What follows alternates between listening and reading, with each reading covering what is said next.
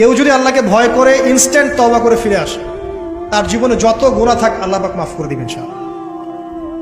আপনি যদি সারা জীবন শিরিক করে থাকেন, যেটা মহাপাপ, জুলমান আযীম, এখনই যদি তওবা করে ফিরে আসেন, আপনার সমস্ত পাপ তো আল্লাহ পাক মাফ করে দিবেনই, আপনার গুনাহগুলোকে নেকি দিয়ে পরিবর্তন করে দিবেন ইনশাআল্লাহ। আল্লাহ পাক প্রেমময়, ওয়াদুদ একজন সত্তা।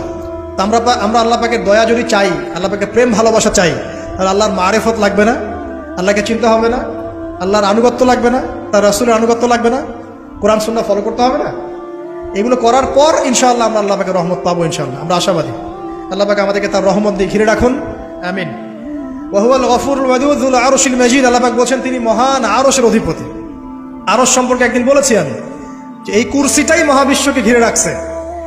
আর এই কুরসিটা আরশের তুলনায় এমন যে একটা মরুভূমিতে একটা ঢাল ফেলে দেন, একটা মরুভূমির মধ্যে একটা থালাকে ফেলে দেন, অনুপাতটা যেমন হবে আরশ আর কুরসির অনুপাতটা এমন। আরশটি এত বিশাল যেটা 8 জন ফেরেশতা ধরে রেখেছে। তার উপরে আল্লাহ রাব্বুল আলামিন আরশে আযীমে সমুন্নত। তো সে আল্লাহকে চিনতে শিখুন, আল্লাহর আনুগত্য করতে শিখুন। আল্লাহ পাক তৌফিক দান করুন। ফাআলুল লিমা ইউরিদ। আল্লাহ পাক যা ইচ্ছা তাই করতে পারেন। হাল আতাকা হাদিসুল জুনুদ। হে নবী মুহাম্মদ সাল্লাল্লাহু আলাইহি ওয়াসাল্লাম, তোমার কাছে কি এই সেনাবাহিনীর খবর পৌঁছেছে? এটাকে ফেরাউন ওয়া সামুদ, ফেরাউন এবং সামুদের বিশাল পরাক্রমশালী এই ফোর্সের কথা তোমার কাছে কি পৌঁছেছে?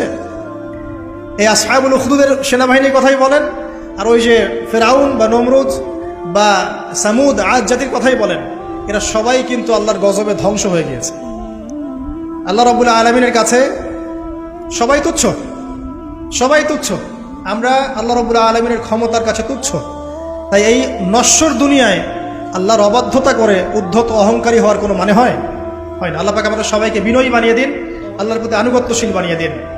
বালিল্লাযীনা কাফারু ফি তাকযীব। বরং যারা কুফরি করছে এরা তো মিথ্যা প্রতিপন্ন করছে।